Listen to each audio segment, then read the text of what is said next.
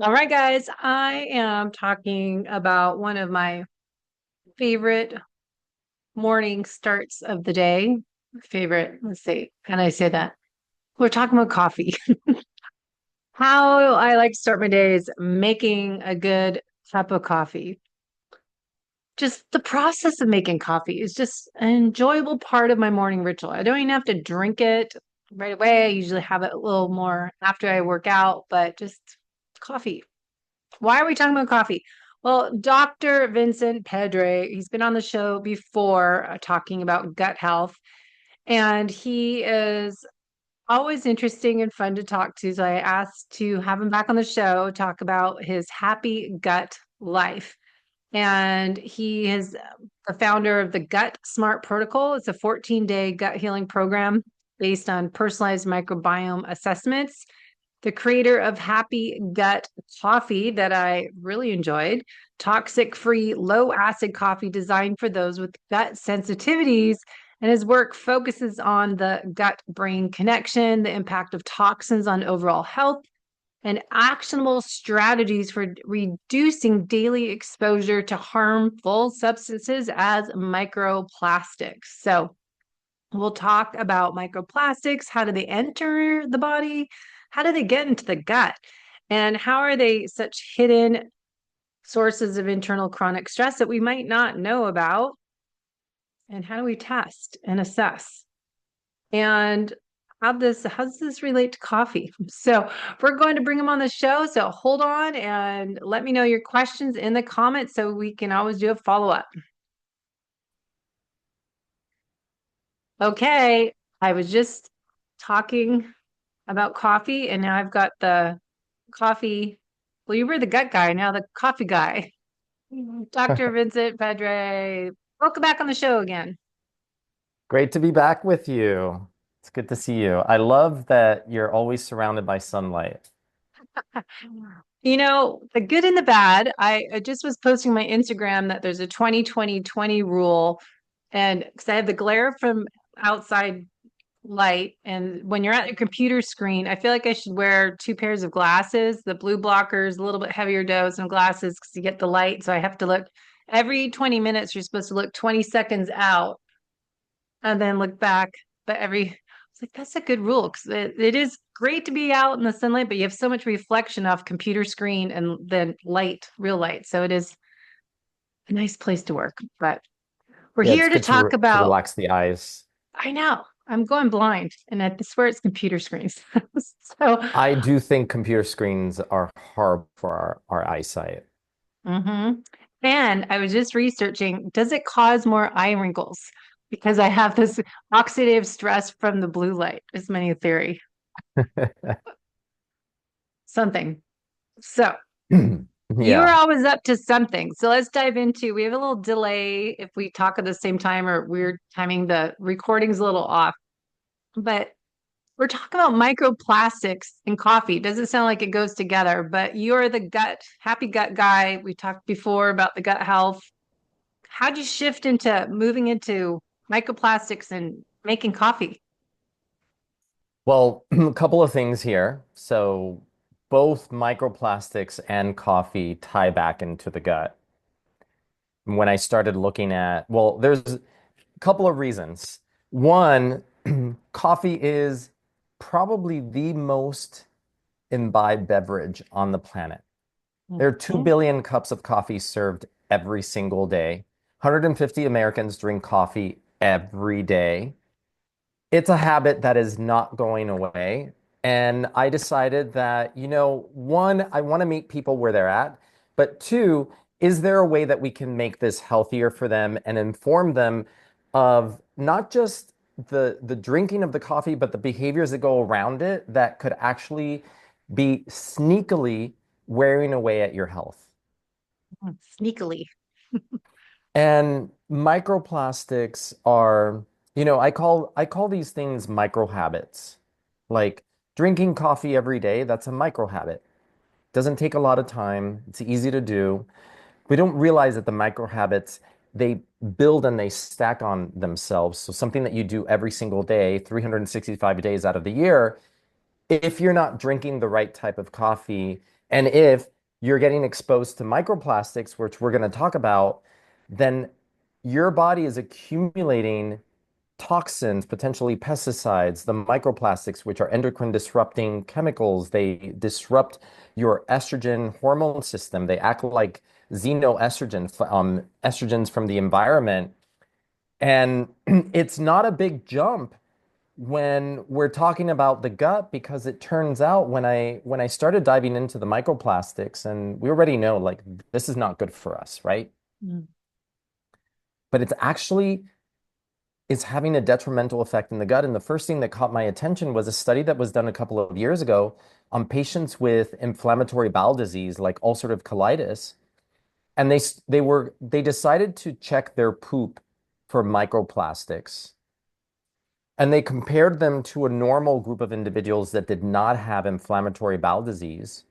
And they found that people with IBD, inflammatory bowel, like ulcerative colitis, Crohn's, had 2 to 3 times the level of microplastics in their poop than normal individuals that did not have IBD. Wow.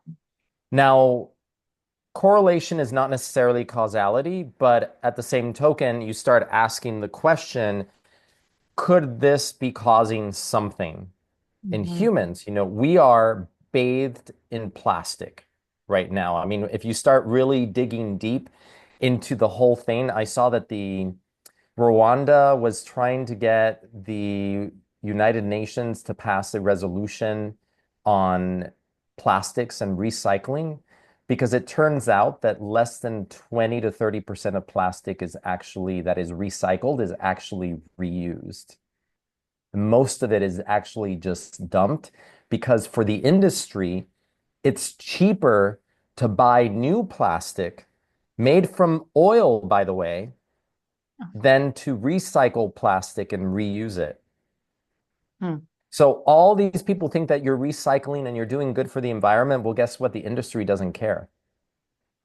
And Rwanda, out of all places, was trying to pass a resolution that would get more countries to actually mandate that plastic had to be recycled, because we're just producing more and more new plastic just because it's cheaper.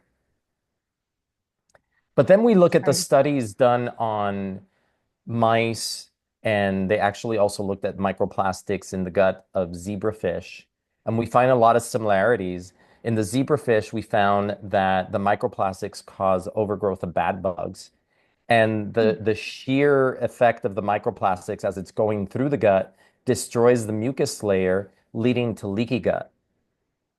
And I know I've been on your podcast before, and we've talked Mm-hmm. about leaky gut and its effect on the body, how it increases inflammation, it scrambles the insulin signal, it causes insulin resistance, and then leads to weight gain and obesity and fat accumulation and inflammation in the middle.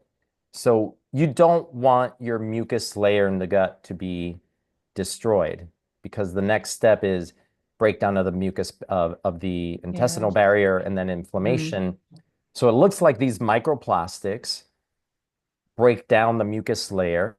And then in a mouse study, they found that actually increase cholesterol and cause weight gain in mice exposed to higher levels of microplastics. And look, how many people are drinking coffee from K cups?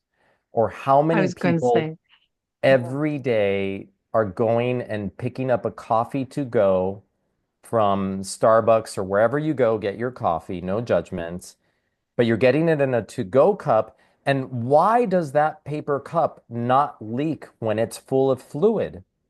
mm, It's lined with plastic. And when that hot mm, liquid hits the plastic, it's going to shear off some of that plastic. And these microplastics, they look like little mini fibers.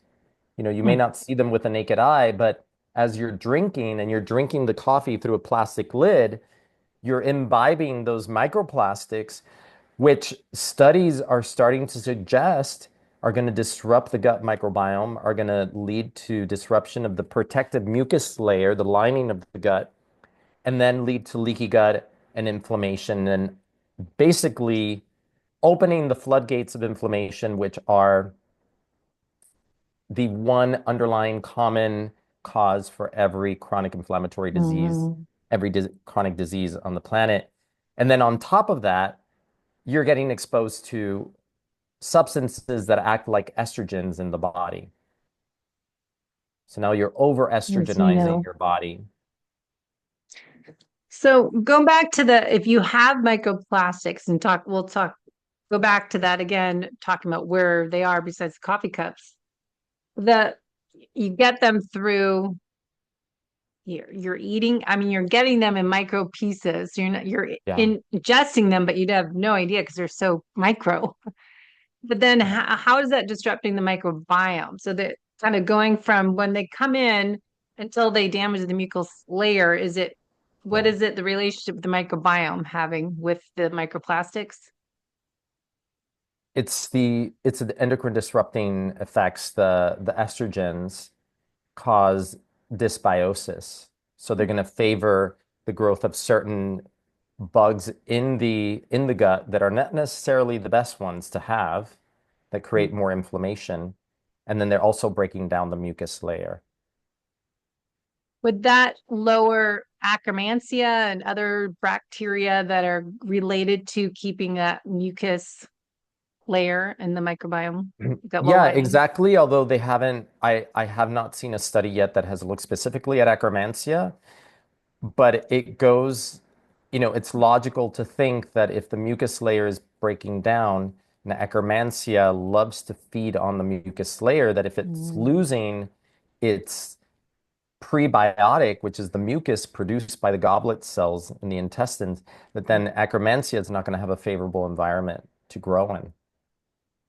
Because I was worked backwards and trying to understand the different bacteria. And I was just reading over Dr. William Davis's research on the L. reuteri because I've been making my yogurt, L. reuteri yogurt, but just how the different bacteria, the good and the bad, and how we get the overgrowth of the bad or just too much of anything can Yeah. create dysbiosis. And I always think of it in relationship. Whoever said to me once about a garden, it's when your plants get overgrown and there's little ones underneath that are hiding that don't get to ever grow. And so you have this dysbiosis in your yard, that same Yeah. with what's going on in the microbiome. But it's amazing to think that can be a result of having the estrogen, xenoestrogen, or causing that dysbiosis from what we're eating that we don't know we're eating. Exactly. And like you said, there's other hidden sources like drinking out of plastic water bottles, um, In the heat too, when it's heat hot in out. the heat, or even it Yeah. doesn't matter if it's in the heat or not. Like you don't know what temperature changes that water bottle has been subjected to in the process from production to transport to where it is at the store where you're buying it. And Hmm. sure, it might be in the refrigerator, but you don't know where it was before then. It was probably on a truck, in the back of a truck, Yeah. exposed to heat, especially in the summer months. And as it heats up, then it's leaching plastic into the water.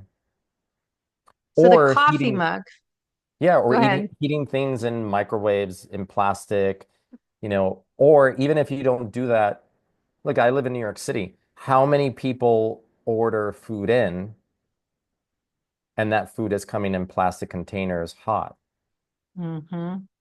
So regardless, it's hard to completely avoid this. It's great to see some companies using compostable, disposable bowls, like Sweet Green, for example, uses compostable bowls to put the salad in.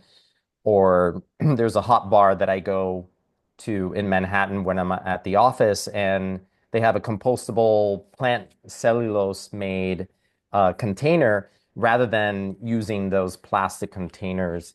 So there are ways around it, but unfortunately, we haven't fully gotten there as a society. Well, going back to the coffee cup, this is what think of a lot. Someone pointed out to me, you get coffee when you're out. I didn't realize the lining, but that totally makes sense. But we put a Yeah. lid on top of it. Yeah. And what is that doing to getting into your coffee when the heat's coming up and you're stopping it? So do we just And have you're microplastics drinking, dripping? you're putting your mouth on that lid. So at the very minimum, if you're getting coffee to go and you're out or you're traveling for work, when you drink that coffee, if you can, take the lid off. At least there you're reducing part of the exposure. Mhm. What I like to do, and sure, it takes a little bit extra effort, is I carry my own steel-lined mug that I will take to a coffee shop and have them fill it with whatever my order is, so I Mhm. don't have to drink from one of those. But you're not always, you may not always be thinking of bringing the steel line mug with you. It's easy, like on the weekends when I go out, coffee shop, you bring your own mug, and actually it keeps the coffee warmer for longer. Hmm. Yeah, that's that makes sense. That's why I don't like having it. I hate cold coffee and I won't even drink if it's kind of warm. And so, yeah, I would ideally bring when I go out, bring my thermos because it keeps it warmer because that is why I keep the lid on it. But then if you're trying to not have all these uh estrogen disruptors from the It's why I mycotoxins. call these things micro habits because they've become so normalized that we do them, we're not even thinking about it. Mhm. When I was at a lecture and the guy was talking about the effects, the toxic effects of plastics in the body, and these are what we call persistent organic pollutants. They accumulate in the body. They're easy in, not an easy out. And I had never thought about how we're drinking through the lid, which is also made out of plastic. Yeah, double And there's whammy. so many connections between, they've found connections between BPA plastic and the onset of autoimmune thyroiditis or other autoimmune disorders connected to the exposure to these plastics. And if you look around, like it feels like there's an epidemic of women suffering from thyroid disease, from Mm. autoimmune, from Hashimoto's, from all those things. And if you look at society as a whole, like how much chronic disease burden there is in society, you start realizing that we're kind of doing this to ourselves. It defies genetics. Hmm. And so that was partly what inspired me to get into the coffee conversation because there's so many little habits around it that can actually be short-circuiting and debilitating people's health without them even knowing it. So getting into making coffee is different than the microplastics. Your coffee is just more the mold, getting the mold toxic free type of healthier version of coffee for the gut, combined Yeah. with the delivery of your coffee. Yeah, it's thinking about all of the pieces of the picture. And another thing that people don't think about is that a lot of coffees out there are not necessarily the best grade bean, and Mm. lower grade beans are more likely to be contaminated with mold. Um, the reason that Starbucks coffees taste the same everywhere is because they buy the lowest grade beans. They actually buy up a lot of the beans on the market. If you can imagine, it's what, $1 billion+ company. And they over roast the beans because burning the beans a little bit equalizes the flavor and makes up and hides the fact that the beans are not of the greatest quality.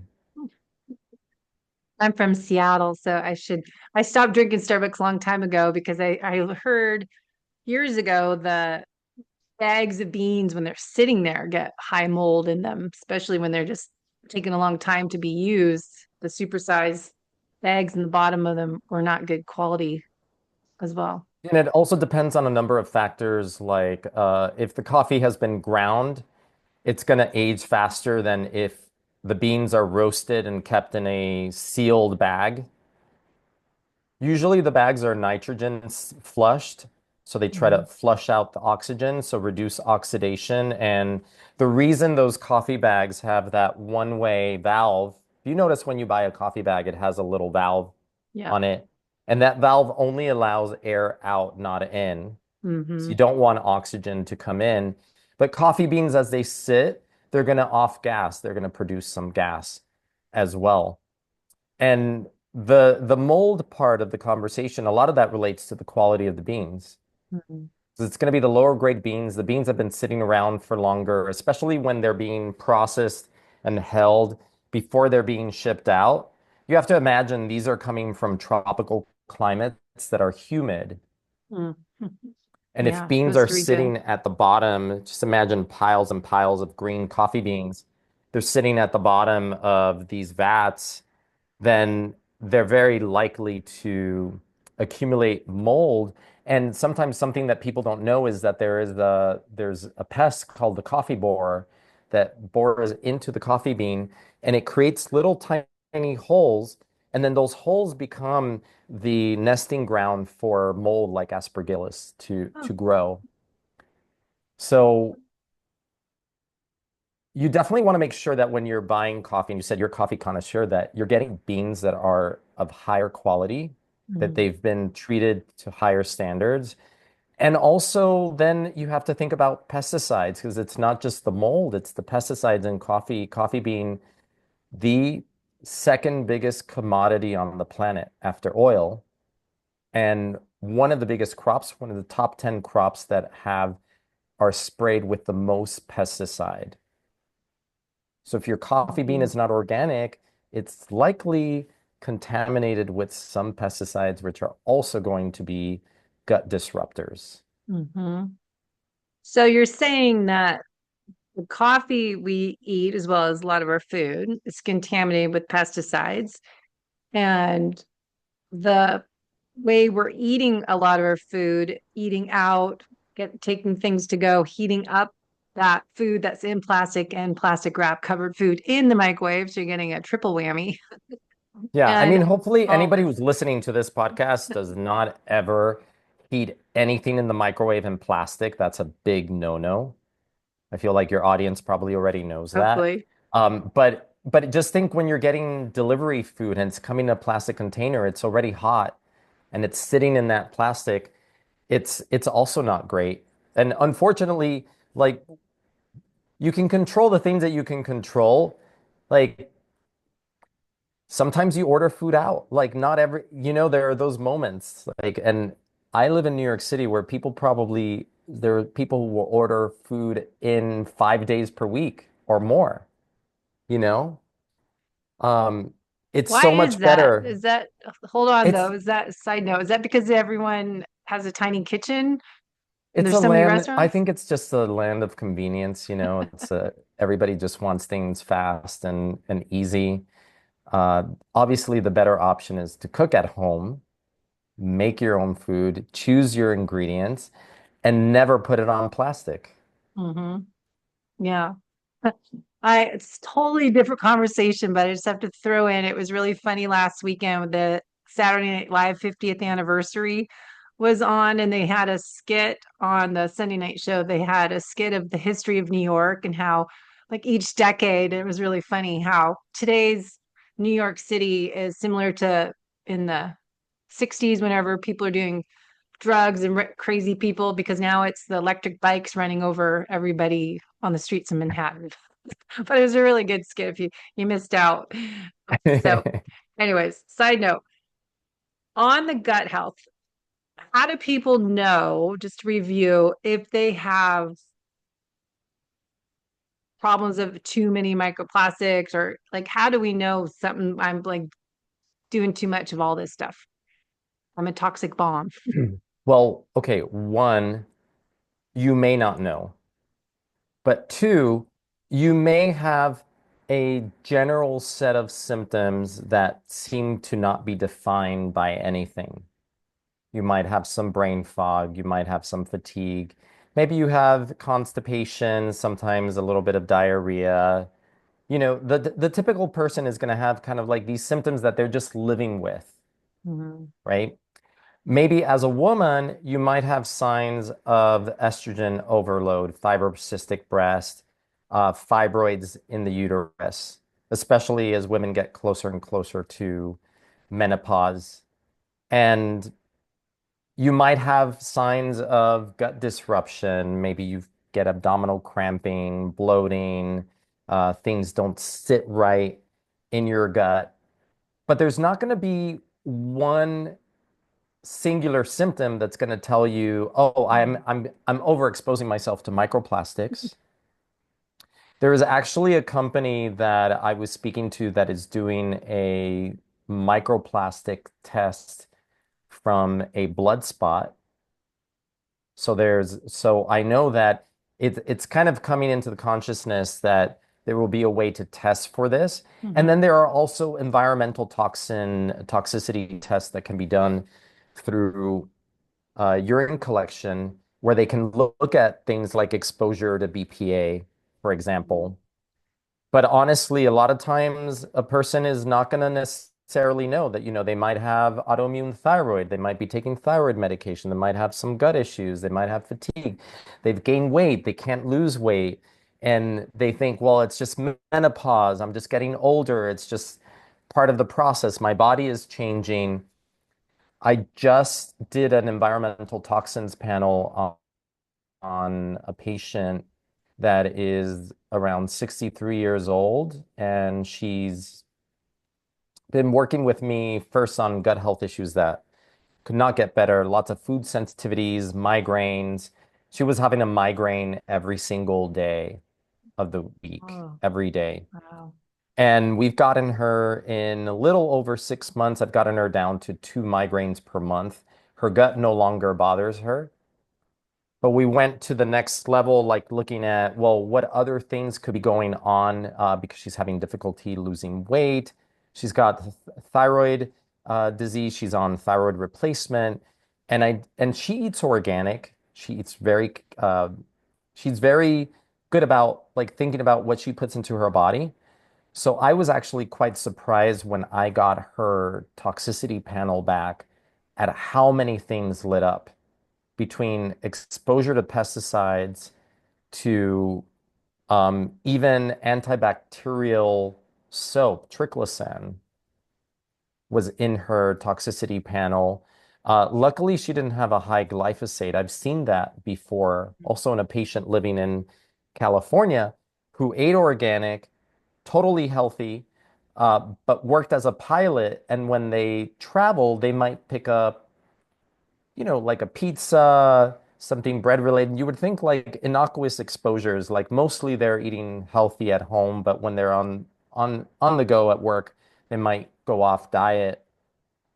And even those little moments off diet and getting exposed to wheat, which can be contaminated with glyphosate, their glyphosate level was high Mm. on their toxicity panel.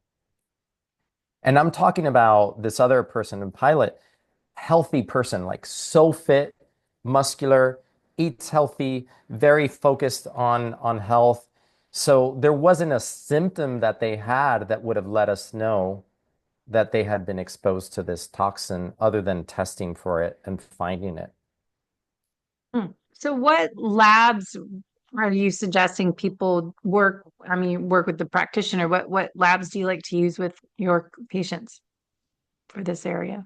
I mean, starting with just a general routine set of labs, maybe if appropriate, checking hormones, checking sex hormone binding globulin, realizing that sex hormone binding globulin might be elevated both in the setting of birth control pill, but it can also be elevated in the setting of getting exposed to too many xenoestrogens.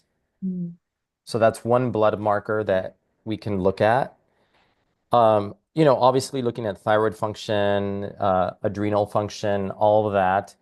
And then because I see a lot of gut patients, I do stool PCR testing, and then I look at other things like markers for gluten intolerance, gluten sensitivity, markers of leaky gut, as well as looking at maybe other food sensitivities, and then environmental toxin panels, including possibly mycotoxin tests and mitochondrial assays through organic acids testing. So it starts getting quite complex, and it takes a very highly motivated patient. This particular patient I'm working with is trained as a health coach and has a science background. So they're very motivated to keep digging and looking at things and how can we health optimize. That's not everyone, right? That's not every client. People are overwhelmed. They need things to be simplified. And I like to go where the money is first and then start peeling away the layers of the onion as we go and looking at other things. Because the interesting thing is when, you know, for this patient, when she came to work with me, the primary complaint was the gut issues. And I told her that was tied to the migraines. So as we made the gut better, the migraines dropped really fast. Like we were able to work on both of those things. And then it's interesting because then that gets better and they say, well, I have this other symptom. Since we made these things better now my gut is great. Can we work on these things? And so it becomes like, the it, it's a never-ending project in a sense, Mm. maintaining and optimizing health, especially as we age, especially if you want to age gracefully and stay young as you get older. And if you didn't attend to your health for years, then there's going to be a lot of things to do. It's like, and that's why I like thinking of it as peeling away the layers of an onion, and you can't conquer everything at once, Mhm. right? But everything works together in a way too to create, I say, the metabolic harmony to get all the body parts working together. Once you fix, say, the food sensitivities, that might lead to other improvements as the migraines plus Yeah, inflammation plus this. that's why it's so fascinating because when people come in sometimes to work with me one-on-one, their primary focus is that main symptom that has overwhelmed them. And when you're able to take that and make that better, and you also start getting downstream effects where other things start getting better, the person starts wondering, wait a second, are there more things that could get better if I continue down this path?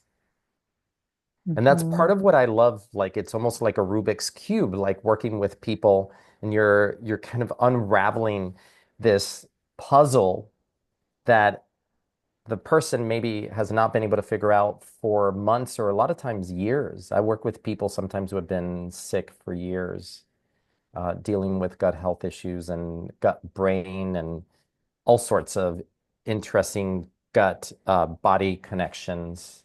And I'm sure you see that as well in your patients because everybody has some level of gut issue if they're having some sort of chronic disease or chronic Mhm. health issue.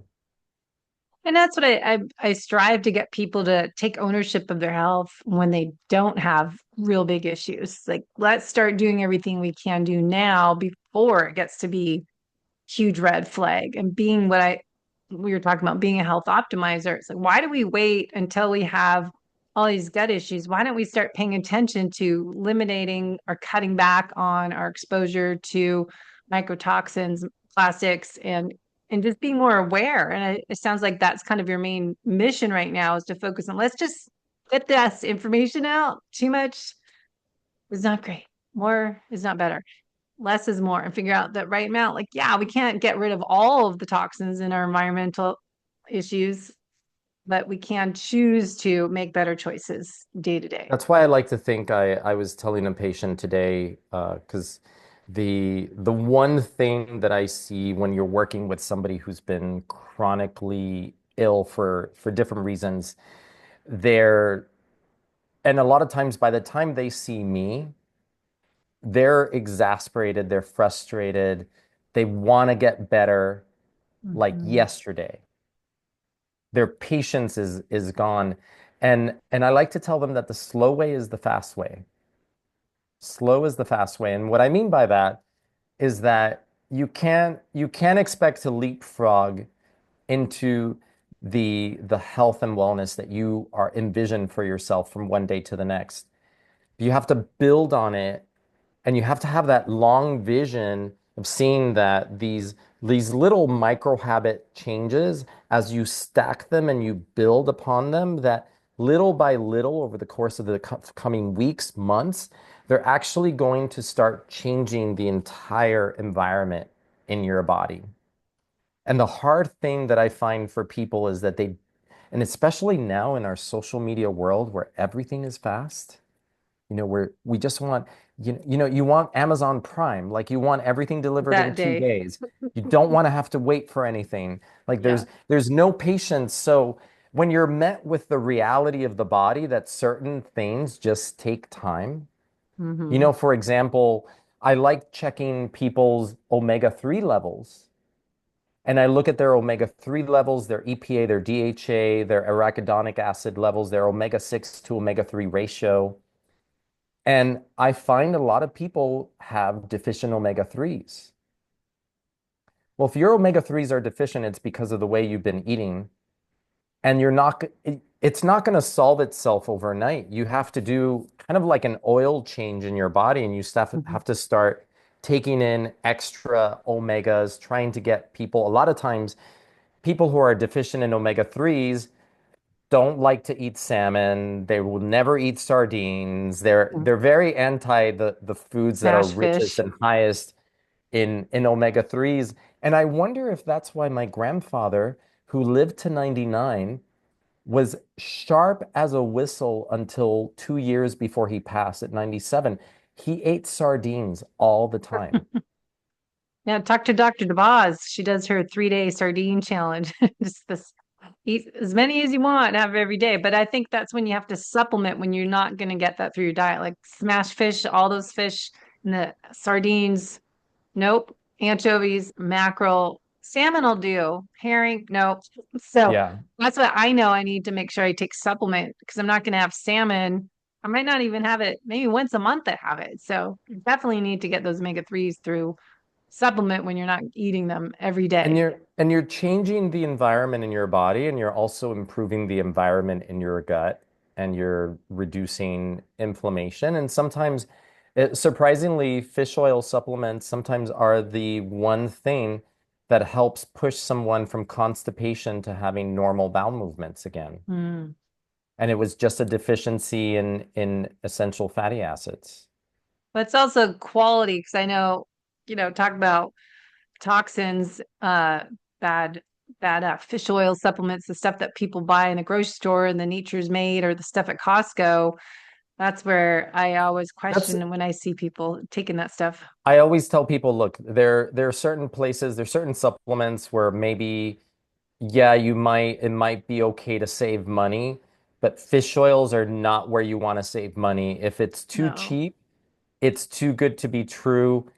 You're to get a good quality fish oil, you're going to have to pay a Mm, little bit extra. But with that, you're also making sure that there are no heavy metals, there are no other types of toxins that could be in fish. I mean, now you find microplastics in fish, which is really hmm. sad because the our oceans are full of plastic as well. So it's important to always think about the sourcing of things, coming from the coffee conversation to the fish oil to how you're Yeah. consuming things, because all of this is going to affect health. It is cheaper. That's the thing. People are on a budget. They don't have a lot of money to spend. They're eating Hot Pockets for dinner, putting that plastic wrap thing. Someone just told me this. So I was like, ooh, this is a good example. Hot Pocket, which I don't even know what is in there that's real food, covered in plastic, and then they microwave it, and that's what they eat for dinner because that's all they can afford with their life they have or with kids and being on a budget. So it is challenging when you don't have the budget to, yes, you get what you pay for, but you know, trying to find options. So Unfortunately, you it's a have to challenge. think like you pay less now, but you pay more later with Mm-hmm. disease and Mm-hmm. loss of quality of life. So if there's a way to find a balance between those two, Mm-hmm. and being discretionary about, okay, I know this one thing it's important to get a good quality, so I'm gonna allocate money for that. And other places, see where it is that you can reduce your spend. Um, it's definitely not an easy time right now for a lot of people because the price of food has gone up by so much. Yeah, eggs and coffee keep going up. You know what I learned, and this is because I'm now, in the coffee business, the commodity price of coffee has quadrupled in 4 years, in the Whoa. last 4 years, since 2020. So let's say 5 years. It's Mm. quadrupled. This is the wholesale price of coffee on the market.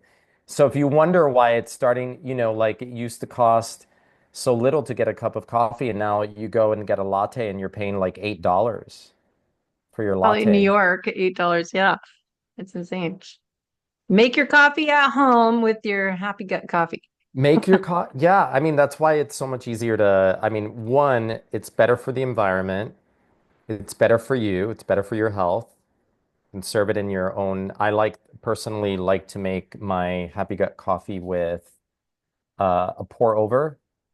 So Mm. I just use an organic filter and Hmm. filter the coffee through the pour over. It gives you much more complex flavor.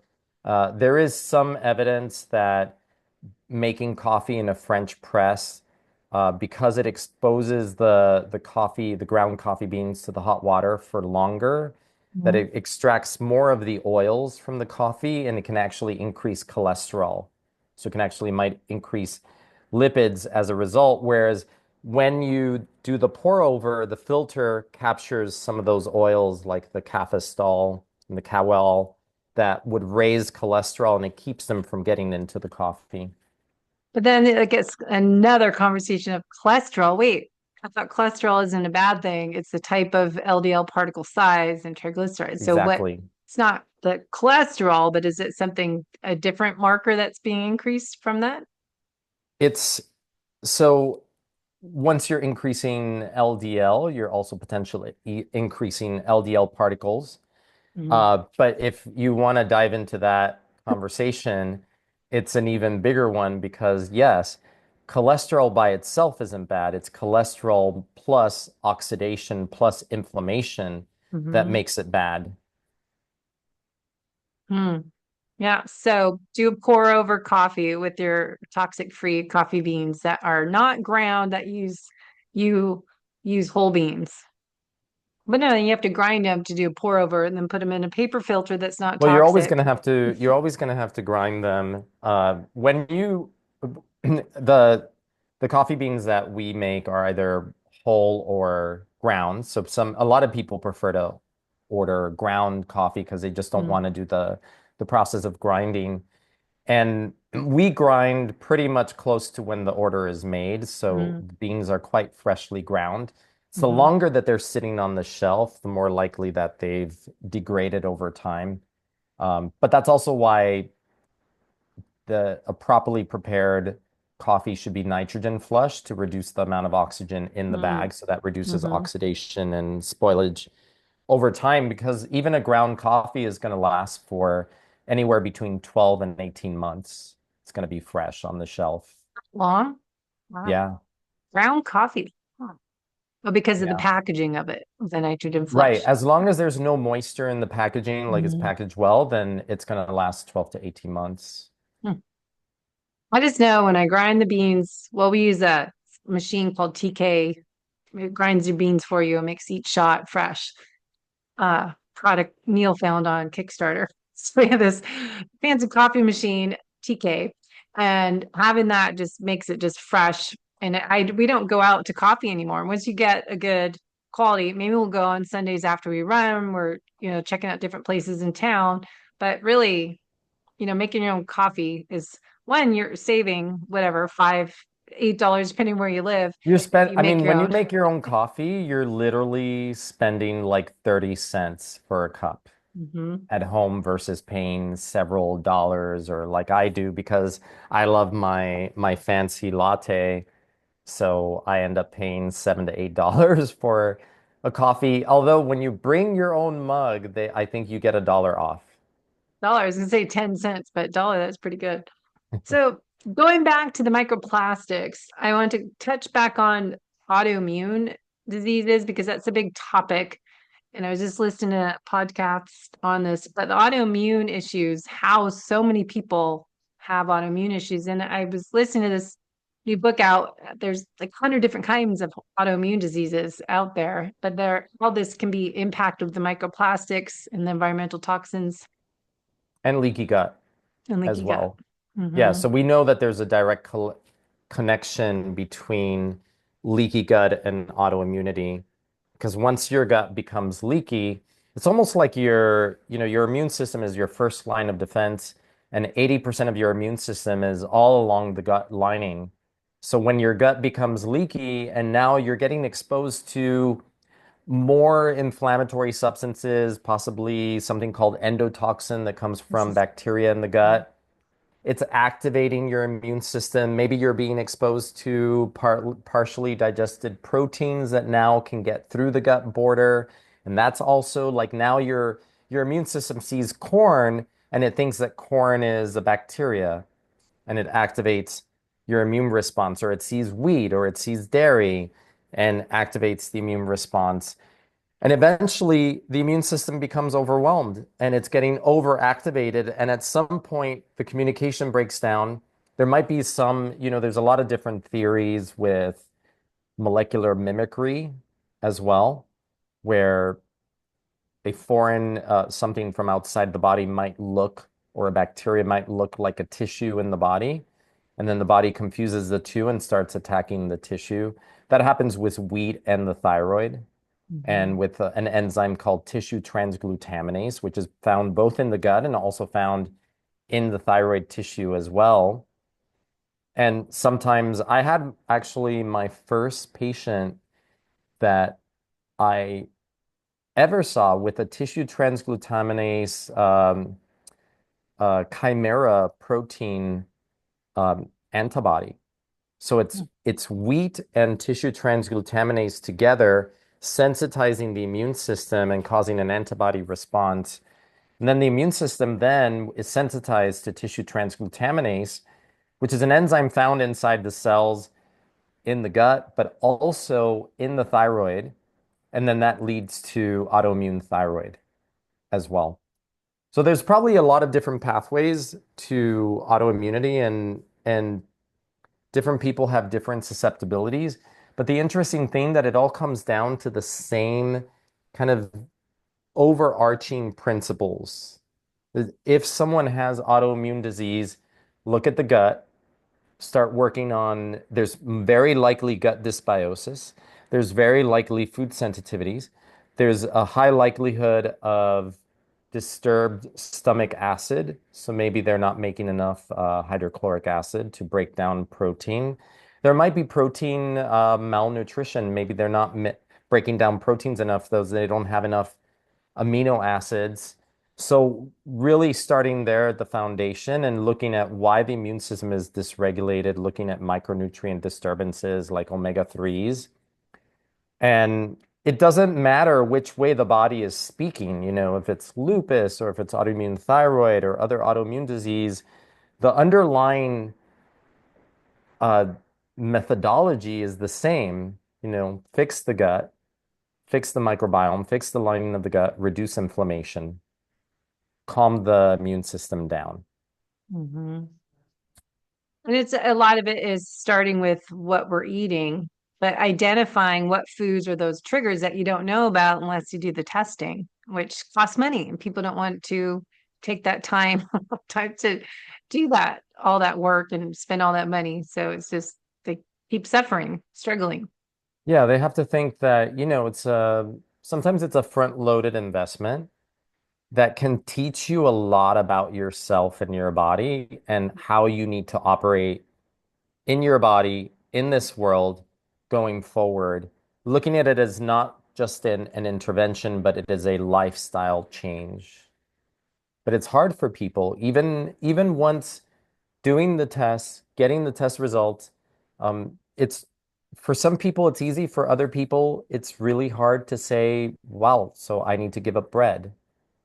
I need to give up pizza or not be able to eat my bagel for breakfast, because then it goes back to mindset.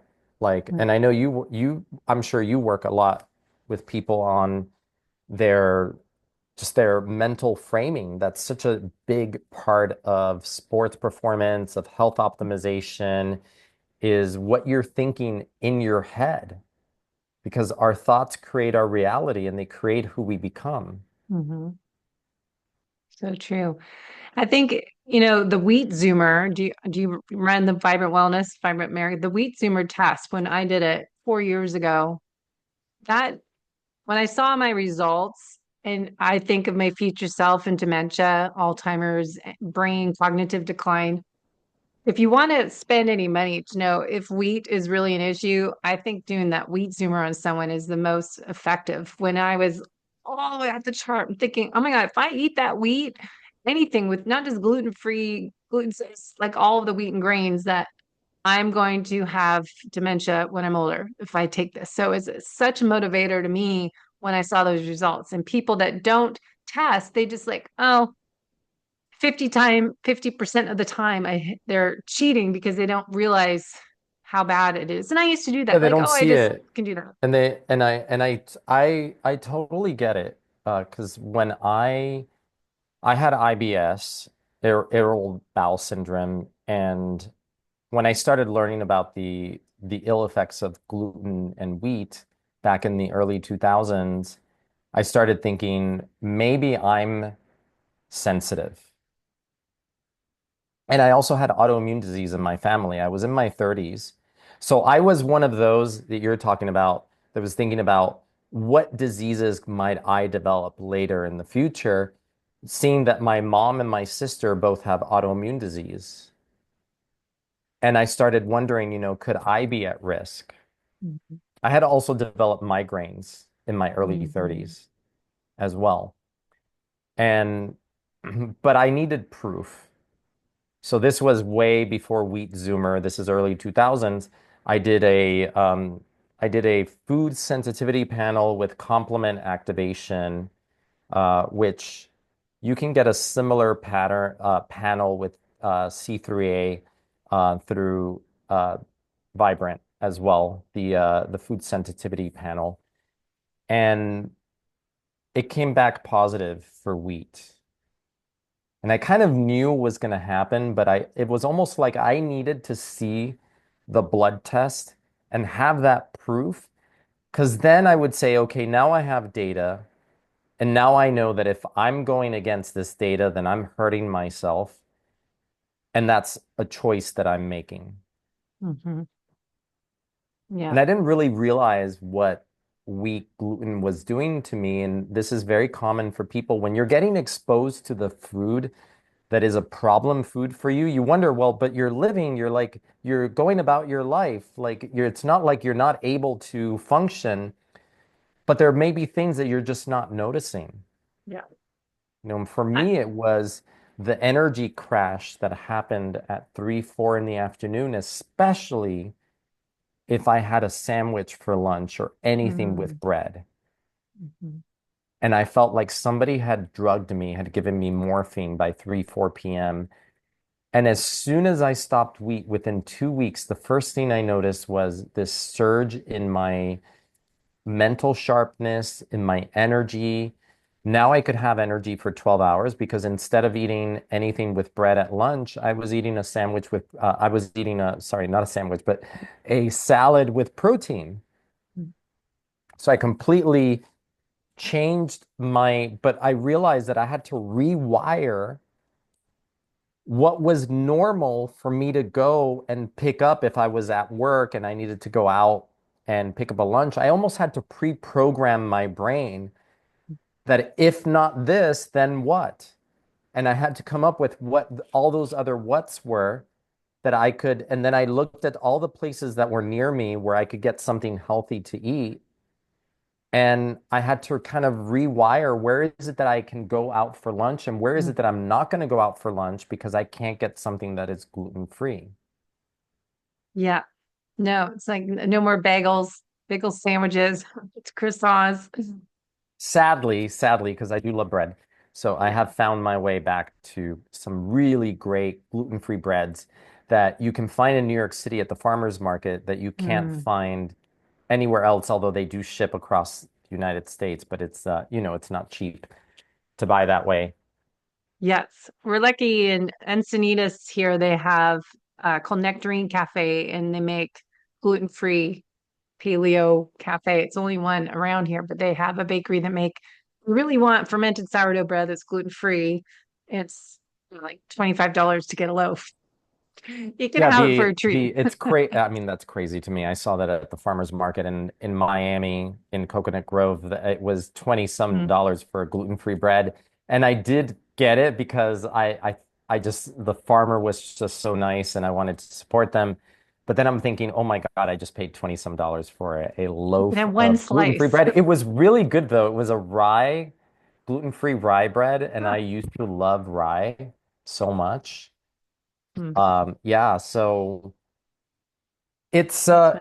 we've come a long way from like 2006, 2007 when I went gluten free and there weren't all these options, or the only options were really bad, like Mhm. rice flour based, and we've really come a long ways from them, and even just having like a sourdough fermented Mhm. bread, which is so much better. And some people actually might even tolerate making their own homemade sourdough, Mhm. I even using still can't. even using regular wheat. I've had some patients who have been able to do that, doing a long culture, 72 hours. So the Mm-hmm. longer it sits, the more it breaks down the gluten proteins, I heard that. or making it with ancient wheat, so buying Mm-hmm. einkorn wheat and then Mm-hmm. fermenting it, breaking down the gluten. But that's not for everyone. That's for someone who has mild gluten sensitivity that's already built up the gut lining, and maybe they've reached a point where they can tolerate a little bit of exposure to gluten. Um, but that takes a lot of gut healing depending on where you started. But then there's the other side of that. If you have you're not good at tolerating carbohydrates, that you can't just have one slice. You're gonna eat the whole loaf. Then it's another story. That And my was my genetics all problem with say the that. $25 rye gluten-free loaf.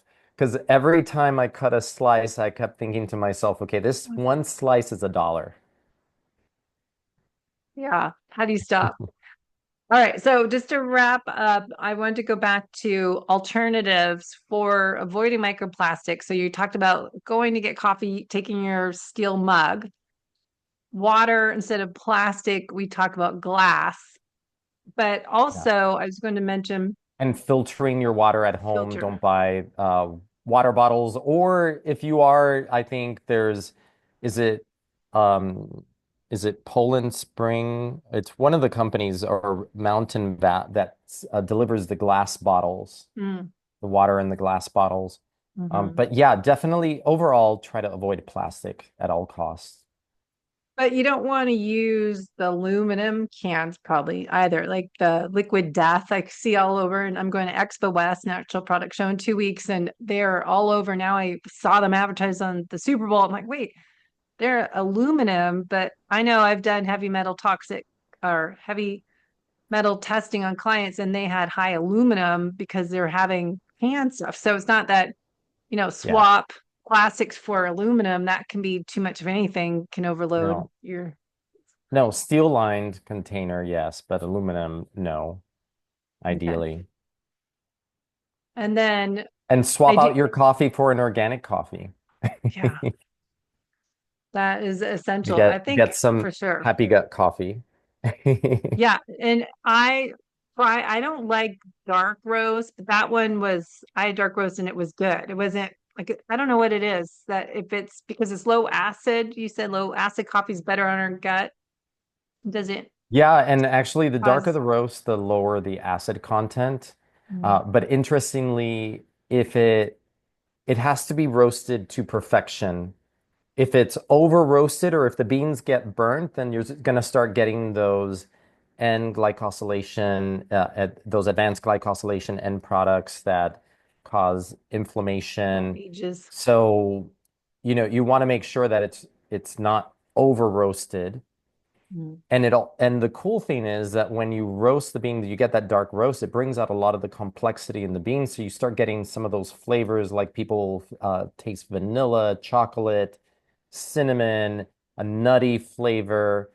And it also reduces the caffeine content in the bean, depending on also the type of bean.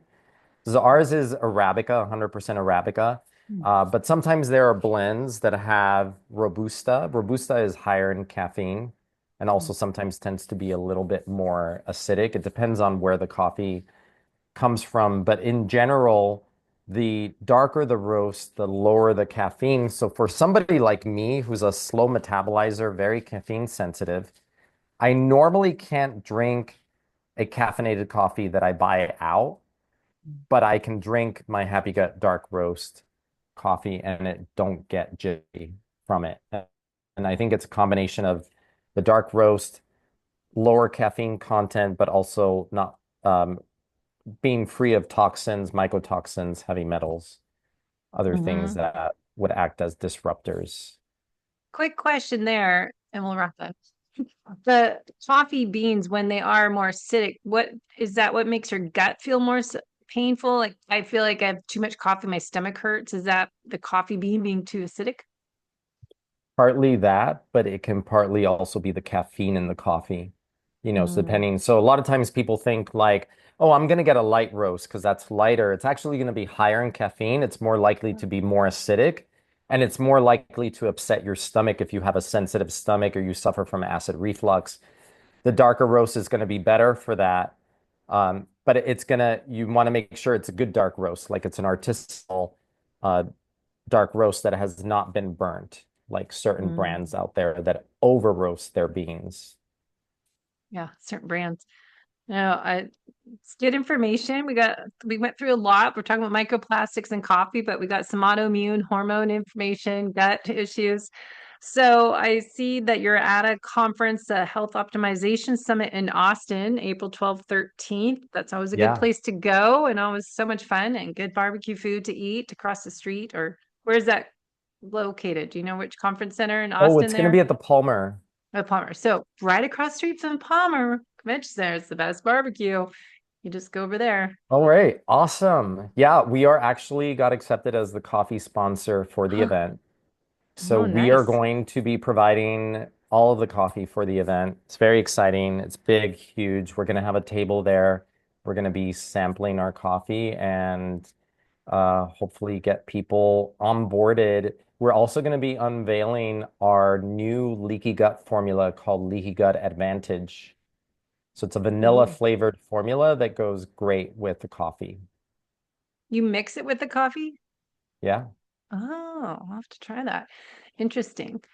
That will be big because FYI, whenever I go to conferences at the Palmer Center, there's nothing because I stay at the Hyatt. There's nothing to get good coffee in that area, and there's nothing in the convention center. So you'll be giving out a lot of coffee because all there is Starbucks nearby. So Okay. you'll be getting a lot of samples. Be I'm ready. excited for that.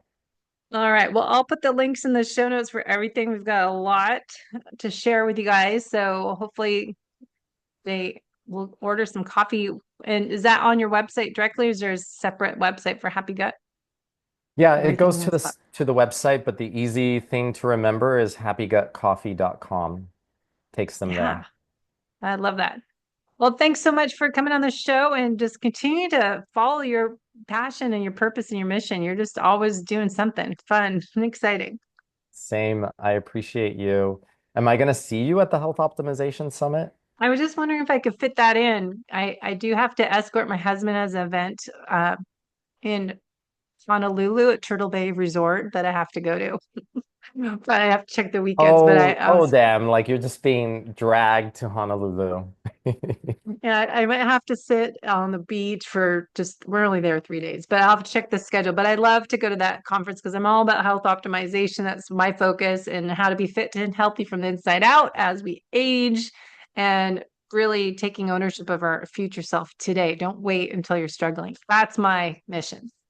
So that'd be good. I love your Thank you. mission. So I hope to see you there and anybody else who, I don't know when this is going live, but Yeah, we'll get it out. All right. Thank you.